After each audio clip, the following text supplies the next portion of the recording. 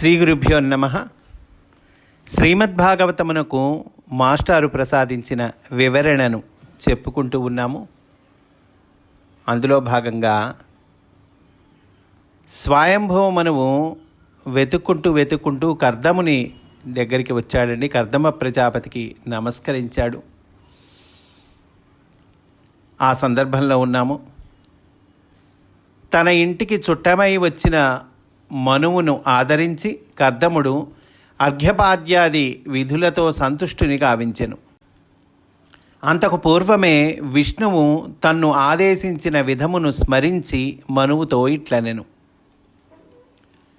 అంతకుముందు కర్దమ ప్రజాపతి తపస్సు చేయటము, శ్రీ మహావిష్ణువు ప్రత్యక్షమవ్వటము,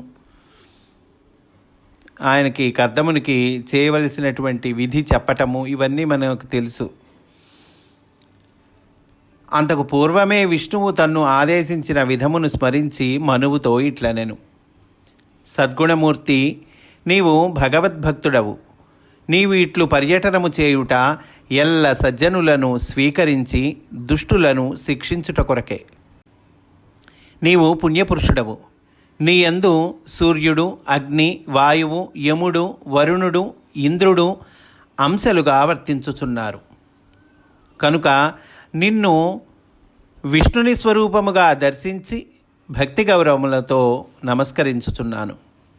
సమస్త లోకములను జయించుటకు అనుకూలమై మణులు తాపిన బంగారు రథమెక్కి ధనస్సు ధరించి సైన్యముల అడుగులచే భూమి దద్దరిల్లునట్లుగా చరించుచున్నావు. ఇక్కడ మాస్టర్ చెప్తూ ఉన్నారండి, దేవతల అంశలతో విష్ణు స్వరూపుడై రథమెక్కి చరించుట అన్నారు కదండి. అంటే ఏమిటి?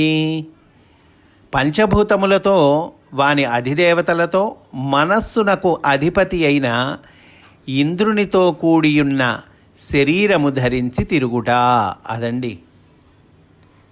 దేవతల అంశాలతో విష్ణు స్వరూపుడై రథమెక్కి తిరుగుతున్నావు అని అంటే అర్థం ఏంటంటే, పంచభూతాలు, వాటికి అధిదేవతలు, మనస్సు, ఆ మనస్సుకు అధిపతి అయినటువంటి ఇంద్రుడు, వాటితో కూడినటువంటి శరీరము, రథం అంటే శరీరం కదండి, శరీరము ధరించి తిరుగుతూ ఉన్నావు. ఇచ్చట శరీరమే రథముగా వర్ణింపబడెను. ధనస్సు అనగా లక్ష్యశుద్ధికై గురిపెట్టిన మనస్సు. దిగ్విజయము అనగా ఇంద్రియాదులను జయించు భక్తి యోగము. సైన్యములనగా ఇట్టి దేహములు ధరించి భూమిపై తిరుగుతున్న మనువు సంతతి. అదండి అర్థం. ఇంకా కర్దమ ప్రజాపతి చెబుతూ ఉన్నాడు స్వయంభవ మనువుతో, నీవిట్లు సూర్యుని వలె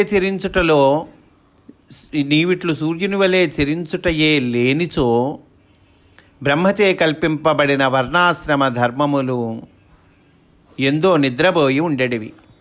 వర్ణధర్మములు, ఆశ్రమధర్మములు మహాసముద్రము వలె అపారములు. వానికి సేతువు నిర్మించి ఆచరణ నిలిపి తరింపచేయుట నీ పని.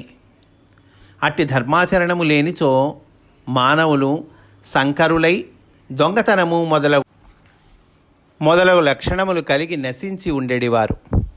ఇక్కడ మాస్టర్ అంటున్నారండి, ఇన్ని కోట్ల మానవులు వేరువేరు స్వభావము కలవారై ఉందరు. అంతే కదండి. ఒక్కొక్కళ్ళకి ఇంట్రెస్ట్ ఉంటుంది, టాలెంట్ ఉంటుంది, స్వభావాలు వేరై ఉంటాయి కదండి. అందరికీ ధర్మముపై ఆదరము కలుగవలెనని నిర్ణయము లేదు. అందరికీ ధర్మం పట్ల మక్కువ, ఇంట్రెస్టు, ఆదరము ఉంటుందనేదేం లేదండి. అందుచేత శక్తిని బట్టి ఒకరినొకరు దోచుకొందురు. అది సంభవము కాకుండా, అంటే ఇలాంటి అధర్మ ప్రవర్తనము, ఈ దోచుకోవటము, స్ట్రగుల్ ఫర్ ఎగ్జిస్టెన్స్, ఇట్లాంటివి సంభవం కాకుండా క్రమబద్ధమైన జీవనోపాధులు ఏర్పడుటకు 4 వర్ణములు, 4 ఆశ్రమములు, వాని ధర్మములు నిర్ణయింపబడవలెను అంటున్నారు. వానిని ఆచరింపజేయుటకు భయభక్తులను పుట్టింపవలెను. దానికి ప్రభుశక్తి కావలెను. ఇన్నియు మనువు నుండి సిద్ధించుచున్నవి. అయ్యా, తమరి రాకకు కారణమేమి అని కర్దముడు ప్రశ్నించగా, తన దినచర్య యందలి సత్కర్మలను నిర్వర్తించుట పూర్తి చేసి స్వయంభువుడు ఇట్లు ప్రసంగించెను. స్వయంభువు మనువు చెప్తూ ఉన్నాడండి, చతుర్ముఖ బ్రహ్మ తన నుండి వెలువడిన వేదములను ప్రవర్తింపచేయుటకై మిమ్ము తన ముఖము నుండి సృష్టించెను. అంటే ఏంటండి? చతుర్ముఖుడు బ్రాహ్మణ ధర్మమును వేద పరివ్యాప్తికై కర్దముని రూపమున సృష్టించిననియు దానిని రక్షించుటకై క్షత్రియ ధర్మమును తన రూపముగా సృష్టించిననియు భావము. బ్రహ్మగారు బ్రాహ్మణ ధర్మాన్ని వేద పరివ్యాప్తికి దానికోసమునికి కర్దముని సృష్టించాడు, కర్దముని రూపమున సృష్టించాడు. మళ్ళీ దాన్ని రక్షించాలి కదండి, బ్రాహ్మణ ధర్మాన్ని కానీ వేద పరివ్యాప్తిని కానీ. అందుకోసము ఈ స్వయంభవ మనువును సృష్టించాడు అని భావము అంటున్నారు. చతుర్ముఖ బ్రహ్మ తన నుండి వెలువడిన వేదములను ప్రవర్తింపజేయుటకై మిమ్ము తన ముఖము నుండి సృష్టించెను. పాపస్వరూపమగు దోపిడీ యొక్క పీడ వలన బ్రాహ్మణ ధర్మము దెబ్బతినకుండుటకై భూమిని పరిపాలించుట ఆవశ్యకము. దాని కొరకై చతుర్ముఖుడు తన భుజముల నుండి మమ్ము సృష్టించెను. అట్టి చతుర్ముఖునకు మనస్సుగా బ్రాహ్మణ ధర్మము, శరీరముగా క్షత్రియ ధర్మము సృష్టింపబడినవి. ఈ రెండింటి యందును అంతర్యామిత్వము కలిగి విష్ణు ధర్మమును పరస్పర రక్షకముగా ఏర్పరిచెను. నీవు విష్ణుని స్వరూపముగా దిగివచ్చి దుర్జనులను అంతుపట్టని దర్శనము కలవాడైవే ఉన్నావు. అట్టి నిన్ను దర్శించుట నా అదృష్టము. నీ పాదపద్మముల రేణువులచే వెలుగొందునట్టి నా శిరస్సు సార్థకమైనది. నీ పలుకుల అందలి అర్థమును అమృతము చే నిండిన నా చెవులు శుభమునకు నెలవులైనవి. నేను ధన్యుడనైతిని. పుత్రికపై నాకెంతయో ఆపేక్ష కలదు. ఆమెకు తగిన వరుడు లభింపలేదని మనస్సున బాధపడుచు సకల ప్రదేశములను తిరిగి శ్రమించుచున్నాను. నా మనవి వినుము అని అంటూ ఉన్నారు స్వయంభూమనువు. దేవహూతి అను ఈమె నా కూతురు. మిక్కిలి లావణ్యవంతులను సద్గుణమూర్తులను పలువురను కూర్చి విని ఉన్నది. కానీ వారినెవ్వరినీ తన మనస్సున అంగీకరించుటలేదు. నారదుడు ఈమెకు మిమ్ములను గూర్చి చెప్పగా మిమ్ము వరింతునని బయలుదేరి వచ్చినది. ఈ పడుచు పిల్లను నా నుండి భిక్షగా స్వీకరింపుము. శుభమైన పని చేసిన వాడవు అగుదువు. ఇక్కడ మాస్టర్ గారు అంటూ ఉన్నారండి, బ్రహ్మచారి గృహస్థుల చేతి నుండి భిక్ష స్వీకరించి అనుభవింపవలెను. దేవహూతిని భిక్షగా స్వీకరించి గృహస్థాశ్రమమును అంగీకరించి ప్రజాసర్గమునకు తోడ్పడుమని స్వయంభూని అభిప్రాయము. గృహస్థ ధర్మము పవిత్రమైనది. అందు సత్కర్మాచరణము ఆవశ్యకము. దానికి కావలసిన గుణములు శీలము కలిగిన ఈమెను స్వీకరించి వరింపుము. విరక్తుడు కూడా అప్రయత్నముగా లభించిన సౌఖ్యమును స్వీకరింపవచ్చును. ఇక వివాహమాడవలెనను కోరిక గల వారికి సౌఖ్యములు త్రోసిపుచ్చ తగినవి కావు. ఒక ఫలితమునకై ప్రయత్నించువాడు ఇతరులను అర్థింపక తప్పదు. అల్పులను అర్థించినచో కీర్తి మర్యాద చెడిపోవును. మహానుభావుడవైన నీకు వివాహమును అందు ఇచ్చ కలిగినదని విని ఇచ్చటకు వచ్చి తిని స్వయంభూమనువు అంటూ ఉన్నాడండి. నా ప్రార్థనము అంగీకరించి నా పుత్రికను వరింపుము అని స్వయంభువుడు పలుకుగా కర్దముడు ఇట్లనెను. కర్దమ ప్రజాపతి చెప్తూ ఉన్నాడు. ఇక్కడ మాస్టర్ అంటున్నారండి, బ్రహ్మ సృష్టిలో బ్రాహ్మణ క్షత్రియులనగా బ్రాహ్మణ క్షత్రియ ధర్మములతో పుట్టిన వారని అర్థము. ఆ ధర్మాలతో పుట్టిన వాళ్ళని అర్థమండి. కనుకనే బ్రాహ్మణునకు క్షత్రియుడు కన్యాదానము చేయుచున్నాడు. కలియుగమున బ్రాహ్మణుని కొడుకు బ్రాహ్మణుడనియు క్షత్రియుని సంతతి క్షత్రియులను మాత్రమే తెలియను. అంటే వాళ్ళ బ్రాహ్మడికి పుడితే ఇంకా బ్రాహ్మడు, క్షత్రియునికి సంతతి క్షత్రియులు అని మాత్రమే కలియుగంలో తెలుస్తుందట. అదియే పరమసత్యమైనచో మనువుకు అర్థమునకు కన్యాదానము చేయుట పురాణములలో వర్ణింపబడి ఉండేటిది కాదు. ఇంకా బ్రాహ్మణులకు పుట్టినవాడు బ్రాహ్మణ కొడుకు, బ్రాహ్మణ సంతతికి బ్రాహ్మడు, క్షత్రియుల సంతతి క్షత్రియుడు అనే గనక నిజమైతే పురాణాల్లో మరేం చేస్తున్నారు? ఇక్కడ స్వయంభూమను కర్దమ ప్రజాపతికి కన్యాదానం చేస్తూ ఉన్నాడు. అందువల్ల సంతతి ప్రకారం వచ్చేది కాదు అని అంటున్నారు. ఇంకా స్వయంభూమను చెప్తున్నాడండి, నీ నుండి ఈ కన్య సాటి లేని దానస్వరూపముగా సంక్రమించుచున్నది. ఈమె రూపురేఖలు విలాసములు పవిత్రమైనవి. ఈమె లక్ష్మీదేవితో సాటి అయిన పవిత్రత కలది. పూర్వము ఒకనాటి రాత్రి అందు వెన్నెల కాయుచుండగా ఈమె నీ సౌధమునందు పైభాగమున బంగారు కాలి అందెలతో చెలికత్తెలతో కూడి చెరించుచుండెను. బంతి ఆట ఆడుచున్న ఈమెను విశ్వావసువు అను గంధర్వుడు విమానము నుండి చూచెను, మోహము చెందెను. తత్ఫలితముగా భూమి మీద పడెను. విష్ణుమూర్తి తత్వమెరుగని నర పశువులు ఈమె వెంక తేరిపార చూడలేరు. అట్టి కన్య తనంతట తాను వరించి వచ్చిన అదృష్టము కలుగగా కాదనువాడుండునా? ఇక్కడ మాస్టర్ చెప్తున్నారండి, విశ్వావసువు అను గంధర్వుడు వివాహమునకు అధిదేవతగా శాస్త్రములయందు వర్ణింపబడెను. ఏ కన్య అయినను అతడు మొదట వరించి భూమిపై పడిన వెనుక భర్త కాబోవాడు వరించునని వేదమంత్రములు చెప్పుచున్నవి. విశ్వావసువు అనగా సర్వపురుషుల సంపద అగు యవ్వన మధుర భావము. విశ్వావసు అంటే ఏంటండి? సర్వపురుషుల సంపద అయినటువంటి యవ్వన మధుర భావము అంటున్నారు. అతడు వరింపనిదే కన్య ఎవ్వరునూ వరింపలేరు. అంటే యవ్వన మధుర భావము వరించాలిగా ముందు, ఆ తర్వాతేగా కన్యను ఎవరైనా వరించేది. కనుక విశ్వావసువు అను గంధర్వుడు వివాహమునకు అధిదేవతగా శాస్త్రముల యందు వర్ణించబడింది.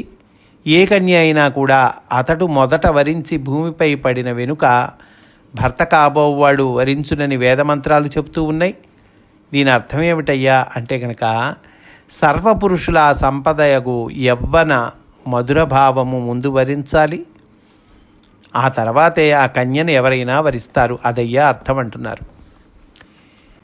ఈ కన్యారత్నమునకు నాకును గుణమునందు, రూపమునందు, ప్రవర్తనమునందు సామ్యము కనిపించినది కనుక నేను ఈమెను నిర్మల మనస్సుతో వరింతును అంటున్నాడండి కర్దముడు. నేను చక్కగా వర్ణిస్తానయ్యా, నిర్మల మనస్సుతో వరిస్తానంటున్నాడు. కానీ దీనికి ఒక నియమము ఏర్పరచుకొంటిని, కానీ ఒక కండిషన్ ఉందయ్యా అంటున్నాడు. ఈమెకు సంతానము కలుగు వరకు మాత్రమే నేను గృహస్థ ధర్మమున ఉందును. అటు మీద శమదమాది గుణములతో యోగాభ్యాసము చేసి సన్యసించెదను. ఇది నారాయణుని ఆజ్ఞ. పెట్టాడండి కర్దమ ప్రజాపతి, కండిషన్ పెడుతున్నాడు. అయ్యా ఈమెకు సంతానం కలిగే వరకు నేను గృహస్థ ధర్మం మందు ఉంటాను, ఆ తర్వాత శమదమాది గుణములతో యోగాభ్యాసము చేసి సన్యసించెదను. ఇది నారాయణుని ఆజ్ఞ అంటున్నాడు. ఇక్కడ మాస్టర్ చెప్తూ ఉన్నారండి, ఇచట బ్రహ్మచర్యము, గృహస్థము, సన్యాసము అనబడు 3 స్థితులు మాత్రమే చెప్పబడినవి. తరువాత వచ్చిన సంసారబద్ధులైన నరులకైనచో గృహస్థాశ్రమము తరువాత వానప్రస్థము కూడా ఋషులచే తగిలింపబడినది. ఇక్కడ 3 చెప్పారండి. బ్రహ్మచర్యం చెప్పారు, గృహస్థం చెప్పారు, సన్యాసం చెప్పారు. అయితే మాస్టర్ ఏమంటున్నారు? గృహస్థాశ్రమము తరువాత వానప్రస్థము కూడా ఋషులచే తగిలింపబడినది అంటున్నారు. దీనికి ఒక చక్కని కారణం ఉన్నది. కర్దముడు మనువు సంకల్పించిన బ్రహ్మక్షత్రాత్మకమైన మొదటి జాతికి నరశరీరమందు ముఖము, బాహువులు గల దేహస్థానమే ముఖ్యము.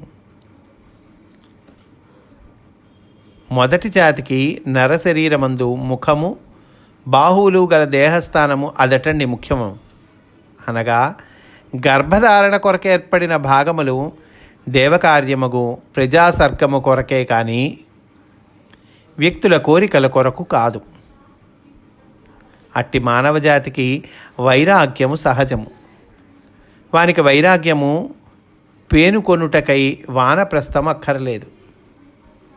మరియు ఈ తొలి మానవజాతికి దేవత్వము నరత్వము కూడా కలదు. మొట్టమొదటి మానవజాతికి దేవత్వము నరత్వం కూడా కలదటండి. అందుచే దేహధారణము, దేహము విడుచుట సంకల్పమాత్రములు.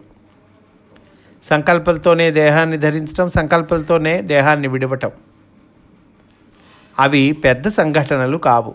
అంటే దేహాన్ని ధరించడం, దేహాన్ని విడవటం అనేటువంటివి పెద్ద సంకల్పాలు కాదుటండి, పెద్ద సంఘటనలు కాదుట. కనుక బ్రహ్మచర్య ఆశ్రమమున దేహం అక్కరలేదు. అట్లే సన్యసించిన వెనుక దేహం అక్కర్లేదు. గృహస్థాశ్రమము స్వీకరించుటలో భౌతిక దేహము ధరింపబడును. సన్యసించుటతో అది విడువబడును. కర్దముడు సంతతి కలిగిన వెనుక సన్యసింతునని తెలుపుట అనగా తన దేవకార్యము నిర్వర్తించిన పిమ్మట వెంటనే భౌతిక శరీరమును విడిచెదను అని చెప్పుట. ఇచ్చట మమకారమునకు తావు లేకుండుటకై ముందు చెప్పుచున్నాడు. ముందే చెప్తున్నాడు కదండి ఆయన. తర్వాత కాలమున మానవులు కర్దముని మార్గమును అనుసరింపక బురదలో దిగబడిరి. అనగా భౌతిక దేహముపై వ్యామోహము పెంచుకొని ముసలితనమున కూడా శిథిల శరీరములతో వ్యామోహులై మలశకటముల వలె చెరించుటకు ఇష్టపడిరి. అప్పటి నుండియే భూమిపై జనసంఖ్య పెరుగుటయు, అది ఒక సమస్య అగుటయు ప్రారంభమైనది. దీనిని గూర్చిన వివరములు జ్వాల్కూల్ మహర్షి ప్రవచనము చేసిన ఈసోటరిక్ హీలింగ్ అను గ్రంథమున ది ఆర్ట్ ఆఫ్ డయింగ్ అను శీర్షికలో చూడవచ్చును అంటున్నారండి మాస్టర్. సృష్టి స్థితి లయములకు నారాయణుడే కారణము, బ్రహ్మాదుల పుట్టుకకు అతడే కారణము అని చెప్తూ ఉన్నారు.